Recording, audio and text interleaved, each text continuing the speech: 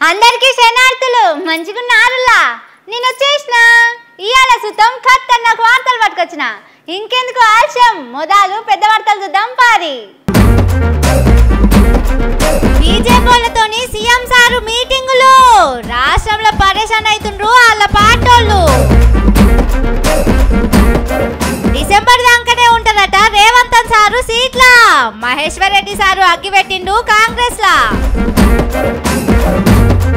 Publicity కోసం మురుకొచ్చిండ్రు పార్టీలోళ్ళు ఇయాలెందుకు రాలేదని గరమైతుండ్రు జనాలు ఊర్లలో పరిశాన్ చేస్తున్నాయట కోతులు సర్కారోళ్ళ మీద గరమైండ్రు కోర్టోళ్ళు మస్తు మందిని కనాలట పొలగాండ్లను గమ్మతి ముచ్చట చెప్పిండు సీఎం స్టాలిన్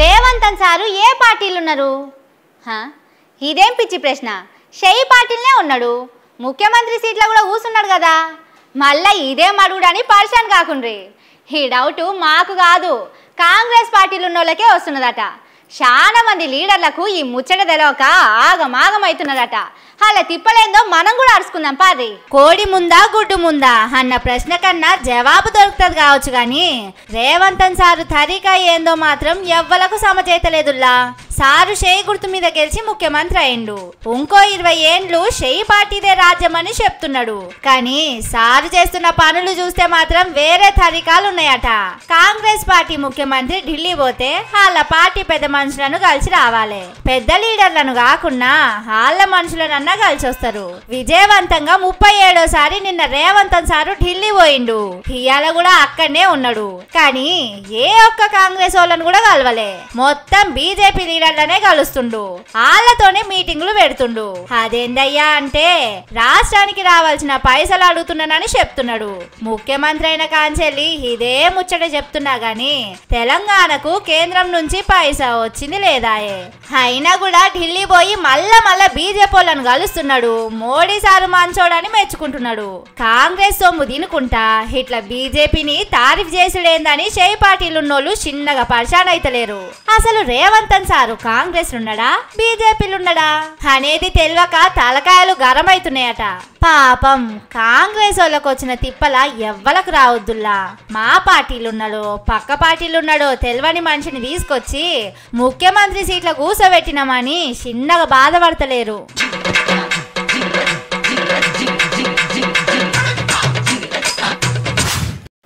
నిజంగా ఈ దునియాలో ఇన్ని తిప్పలున్న ముఖ్యమంత్రి ఇంకోళ్ళు ఉండరు కావచ్చు ముఖ్యమంత్రి కుర్చీలో కూర్చున్నా ముండ్ల మీద కూర్చున్నా అని అనుకుంటాడు కావచ్చు రేవంత్ సారు గెలిచిన కాంచెల్లి ఇదే పరిశాన్ పాపం సారు ఈ బాధతోని బుక్కడంత బువ్వ నోట్లకు పోతున్నదో లేదో దినదిన గండం 100 ఏండ్ల ఆయుష్ అన్నట్టే అవుతున్నదట మన ముఖ్యమంత్రి రేవంత్ సార్కు ముఖ్యమంత్రి కొలువు వచ్చిందన్న సంబరం కంటే అది ఎప్పుడు ఊసిపోతుందోనన్న భయమే ఎక్కువ అవుతున్నదట సారు కుర్చీలో కూర్చున్న తెల్లారి నుంచి సర్కారు కూలిపోతుందని ఒకరు రేవంత్ సారు బీజేపీలకు పోతున్నాడని ఇంకొకరు ప్రచారం చేస్తూనే ఉన్నారు ఇప్పుడు మల్లోపారి అదే కథ సురువైంది BJP MLA Aleti Maheshwar Reddy sir మల్లో పారి బాంబు పేల్చిండు ఈ డిసెంబర్ దాకానే రేవంత్ సారు ముఖ్యమంత్రి కుర్చీలుంటాడట అటెనక అండ్లకెళ్ళి బీకేస్తారని అంటున్నాడు ఆయనను కుర్చీలకెళ్ళి దించి ఏరేటోళ్లను ఎక్కించటానికే మీనాక్షి మేడాని రాష్ట్రంలో దించిండని చెప్పుకొచ్చిండు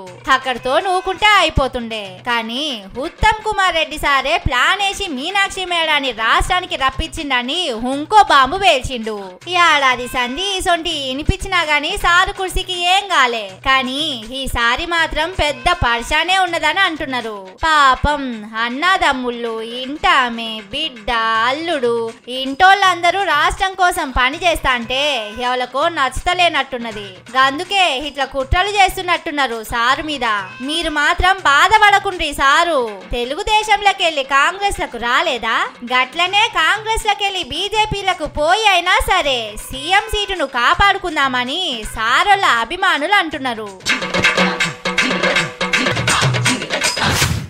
ఊరన్నాక కొందరుంటారు అన్నిటికీ మేమేనని ముంగడికి వస్తారు మంచి పని ఏది జరిగినా మేమే చేసినామని జబ్బలు జరుచుకుంటారు పబ్లిసిటీ చేసుకుంటారు డప్పు సప్పుళ్ళు ఊరేగింపులు చిన్నగా ఉండదు కథ కానీ అసలు కాడికి వచ్చే వరకు మాత్రం ఎవ్వరు కంటికి కూడా కనిపించకుండా పోతారు.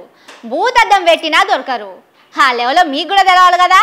ఇగో చూడుండ్రి, ఆ లెవెల్లో కాదుల్లో మన షెయి పార్టీ పూ పార్టోళ్ళు మొన్న వరంగల్ కాడ ఎయిర్పోర్ట్ కు కేంద్రం వాళ్ళు పర్మిషన్ ఇచ్చిండ్రు కదా. మేం తెచ్చినామంటే మేమే తెచ్చినామని రెండు పార్టీలోళ్ళు కుస్తీ పట్టిండ్రు. ఇక్కడ దాకా మంచిగానే ఉన్నది గాని ఎయిర్పోర్ట్ జాగా చుట్టుపక్కల ఉన్న ఊర్లోళ్ళు రెండొద్దుల సంధి లొల్లి చేస్తున్నారు. మా భూములకు భూములు ఇయ్యాలే, లేకపోతే మార్కెట్లు ఉన్న రేటు ప్రకారం పైసలు కట్టియాలే, మా ఊర్లకు రోడ్లు వేయాలని అడుగుతుండ్రు. బయట రేట్ ఎంత రేట్ ఉంటే వేరే ల్యాండ్ ఇస్తాం, దాంట్లో అన్ని ఫెసిలిటీస్ ఏర్పాటు చేసి మేము ఇస్తామని చెప్పింది. మా ఊరు నుంచి 175 ఎకరాల భూమి మేము ఎయిర్పోర్ట్ ఇచ్చుకుంటూ మా ఊరిని మేము చీకట్లో పడేసుకోవాలా? లీజ్ అగ్రిమెంట్ అడ్డము అని చెప్పి ఈనాడు కూడా మీకు తెలియజెప్పలేదు. కేవలం మాకు కావాల్సినటువంటి హక్కుల కోసం మాత్రమే మేము పోరాటం చేయడం జరుగుతూ ఉంది.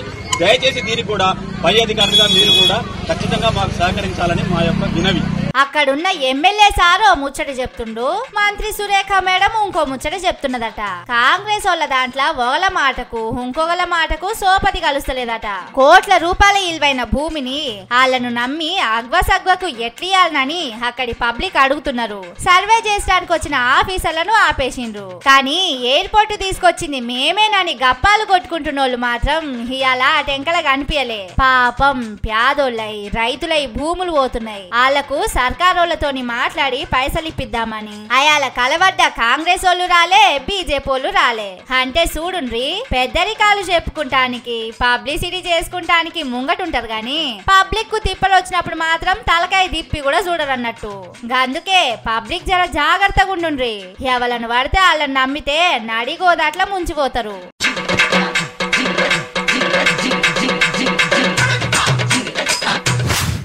హే, నీ పొలాలకు నా వారెత్తే అన్ని కోతి చేష్టలు చేస్తున్నారు. ఆ కోతేశాలేందిరా? అరే వీడు అంతా కోతి చేస్తున్నాడు, జరాగబట్టుండ్రి. ఎందుకురా ఒక్క జాగలుండవు, కోతి లెక్కనే ఎగురుతావని కోతి పేరు పెట్టి చాలా మంది చాలా మాటలు అంటారు. ఇవన్నీ ఉట్టిగా పుట్టలేదుల్లా, కోతులు పెట్టే తిప్పలు అట్లుంటాయి అన్నట్టు. ఈ కోతుల చేష్టలు కోర్టు దాకపోయినాయుల్లో.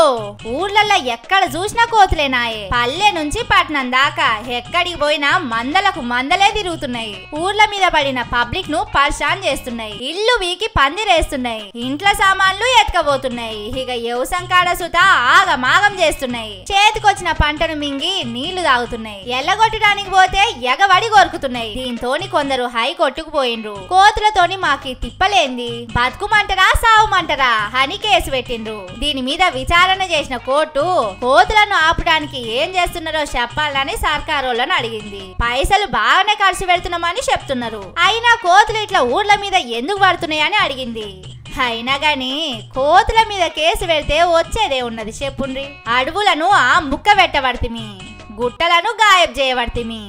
ఇక అవి అడవులు ఇడిచిపెట్టి ఊర్ల మీద పడకుంటే ఏం చేస్తాయి చెప్పుండ్రి. గుట్టలను కాపాడి అడవులను ఆగం కానియకపోతే ఆకులో అలమో తినుకుంటా అక్కడనే ఉంటాయి కదా. జర సర్కారోళ్ళు దాని మీద ఆలోచన చెయ్యాలి.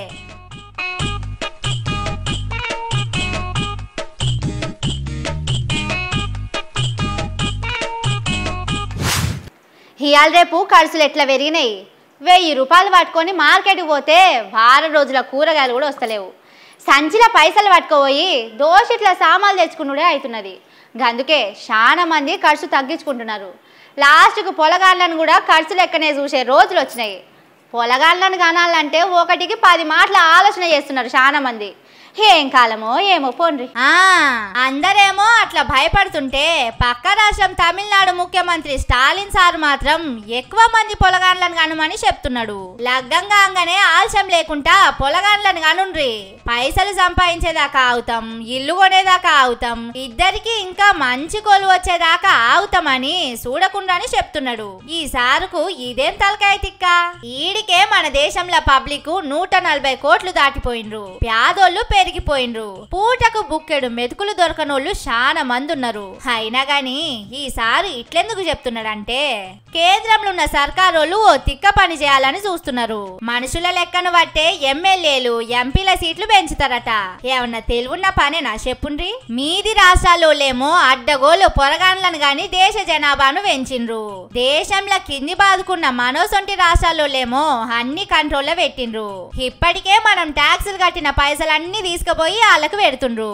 ఇప్పుడు ఎంపీలు ఎమ్మెల్యేల సీట్లు కూడా పెంచుకుంటారట. కేంద్రంలో ఉన్నోళ్లకు ఈట్కా జవాబు పతర్సేయాలన్నట్టు స్టాలిన్ సారు ఈ ముచ్చట చెప్పిండన్నట్టు.